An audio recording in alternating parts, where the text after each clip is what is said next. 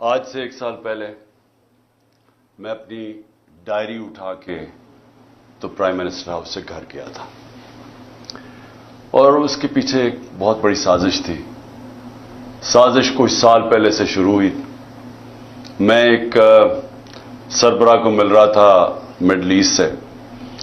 तो उसने मुझे कहा कि तुम्हें पता है कि तुम्हें हटाने की कोशिश कर रही है और जो तुम्हारा आर्मी चीफ है वो तुम्हारे से खुश नहीं।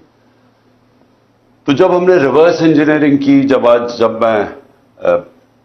जब से हमारी गवर्नमेंट गई और मैंने फिर पीछे सारा जायजा लिया कि क्या क्या इवेंट्स हुए और किस तरह की साजिश हुई और कौन कौन इसमें मुलव्वस था, लेकिन एक किरदार जो सबसे